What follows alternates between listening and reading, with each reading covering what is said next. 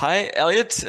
Thanks for joining me today and giving me a little interview. And we'll have the chance to get to know you and talk about Trashcoin. Hi to Berlin. Hi, Philip. Thank you so much for giving me this opportunity to share about my entrepreneurship experience and also about Trashcoin, the work we're doing and what we have done so far. Thank you so much.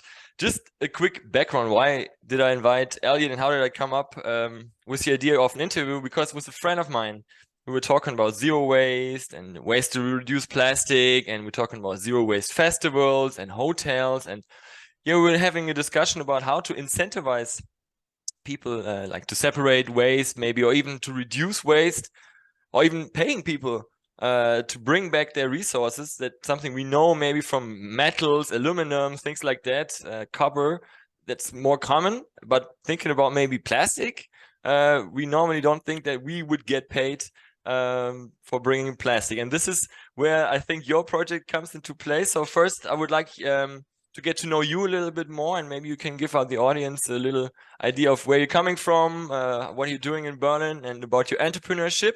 And then maybe we can dive into the topic more specifically of Trashcoin. What is Trashcoin and how does it actually work?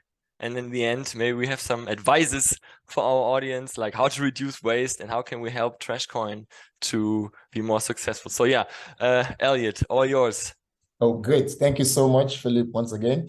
My name is Wogu Nnodim Eliot. I am originally from Nigeria, but I moved to Germany in 2019 for my MBA studies at the ESB Business School, University of Reutlingen. And during my studies, I co-founded the idea Trashcoin with a few colleagues during a social entrepreneurship class. For us at Trashcoin, what we thought to do was to be able to give plastic waste a value so that people no longer have to dump it or throw their plastic waste indiscriminately. So in a nutshell, what we wanted to do was to make people see the plastic they are holding for, let's say one euro or 10 euros or something. So just give it that value. And then once it has that value, people would not throw it out anymore. People would just hold on to it and then try to get their money back. So this was what we wanted to do when we started. I see. And how is it actually working at the moment? Because I see on the website you're talking about waste in Nigeria and you're based in Berlin, but the video I saw was at Lidl.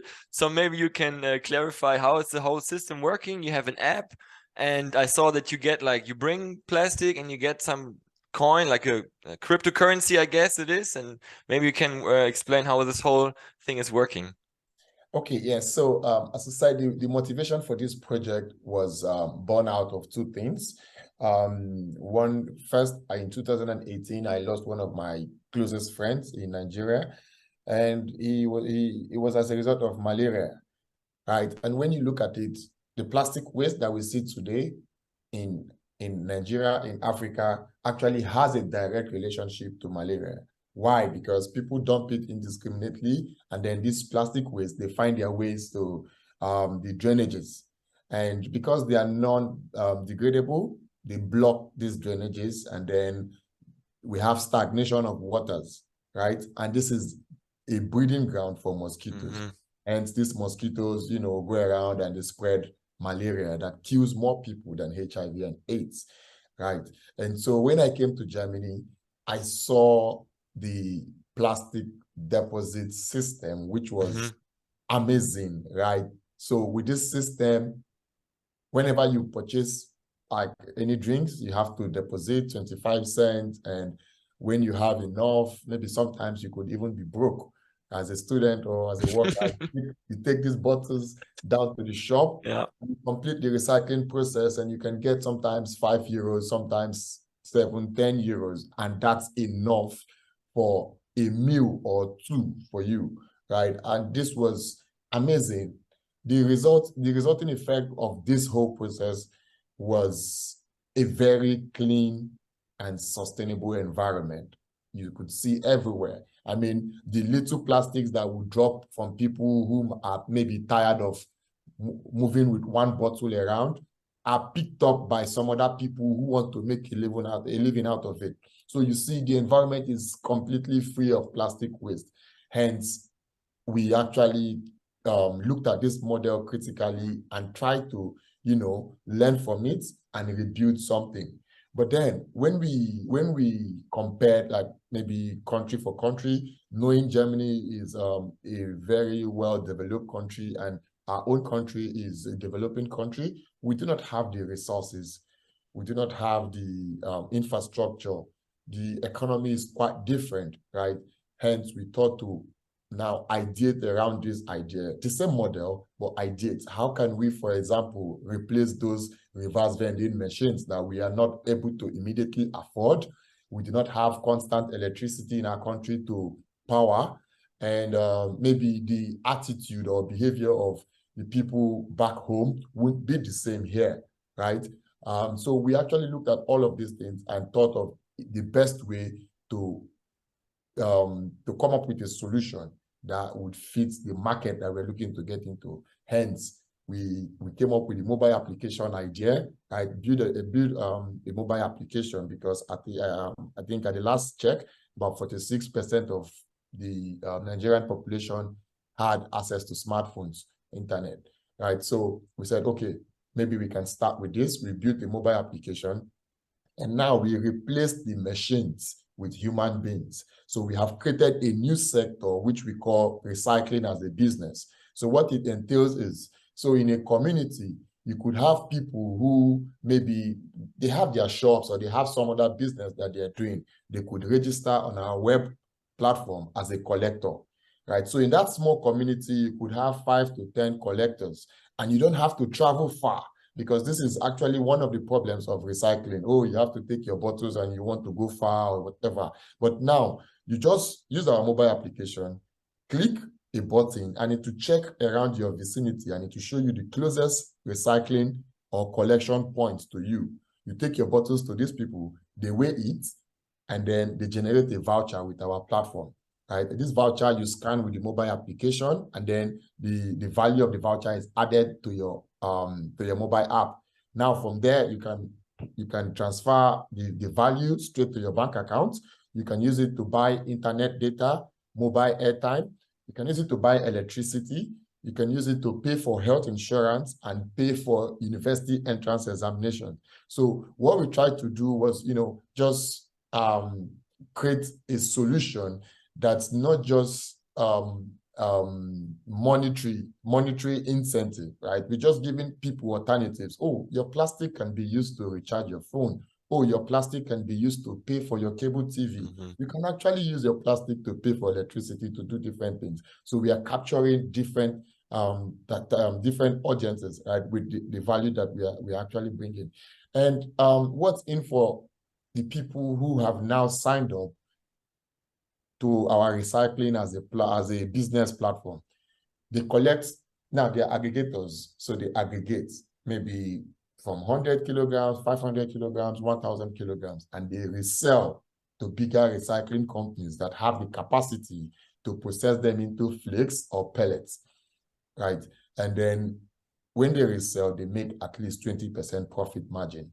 And if you do this regularly, I mean, every month, you're sure of like some kind of good profit for yourself as a business.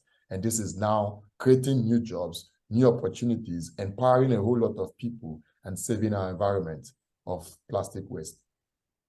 Very interesting. I have already a couple of questions.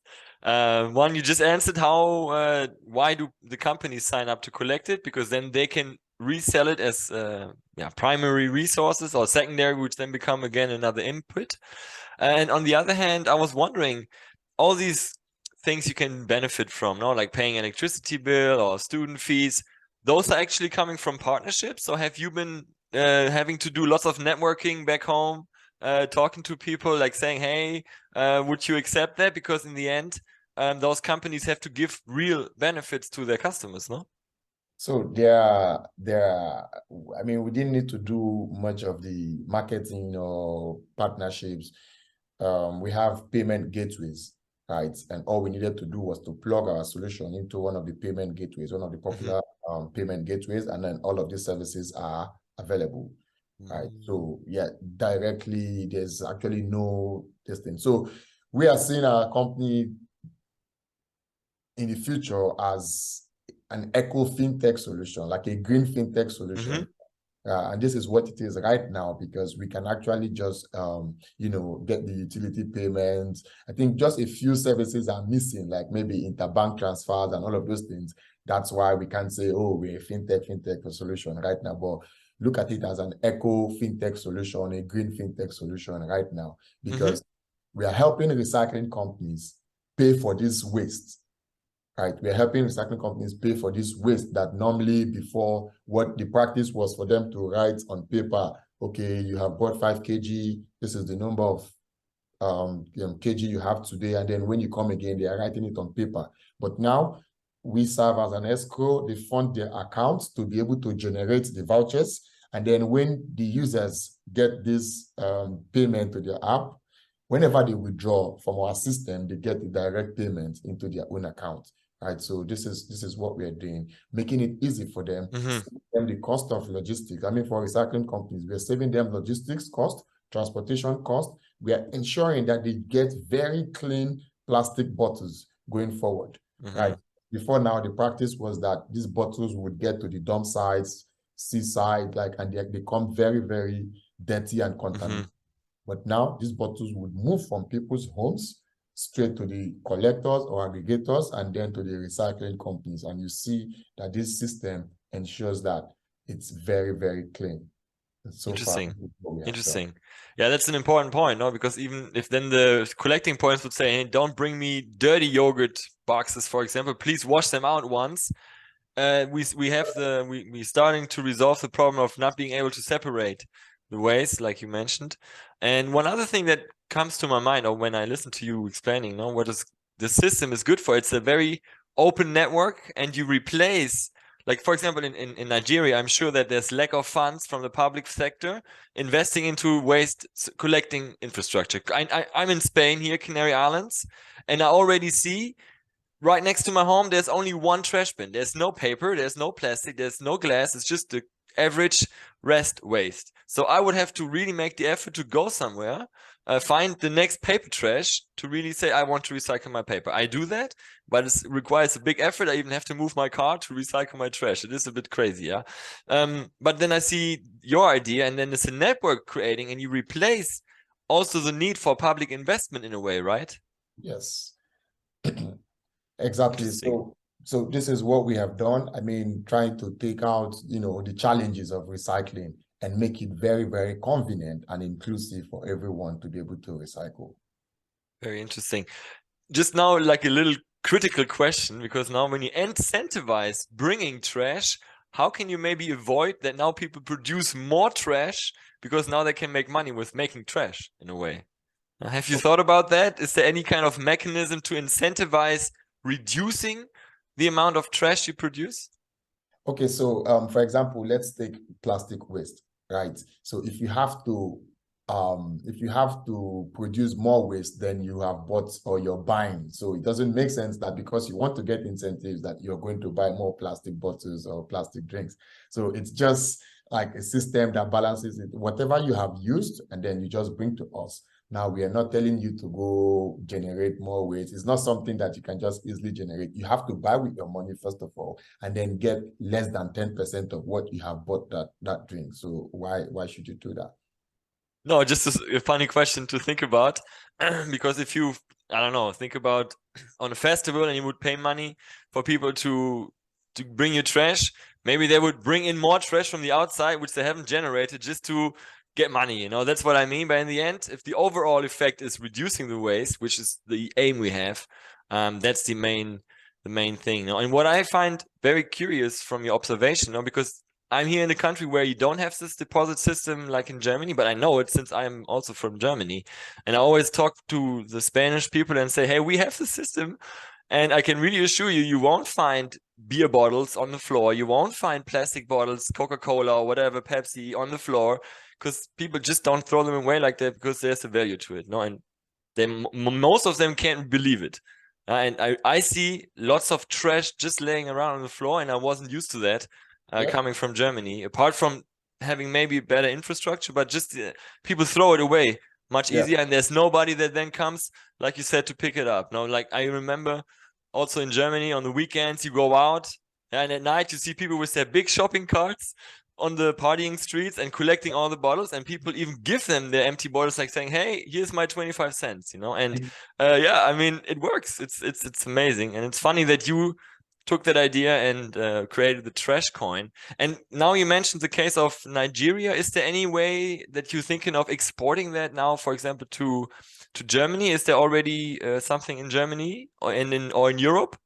Yes, so what we actually did with my team when we looked at it critically, I mean, it's actually very cool to create this platform for collection, but we also wanted to ensure that whatever has been collected would not just be used or maybe misused anyhow. So already we have started negotiations with a few companies here in Germany, and we are applying the hub and spoke approach, where we are also now going to act as buyers from those recycling companies that have processed. Right, we can buy from them, offtake, and then we export to the German market, since we have a presence in Germany and in Nigeria. So, I mean, we are leveraging that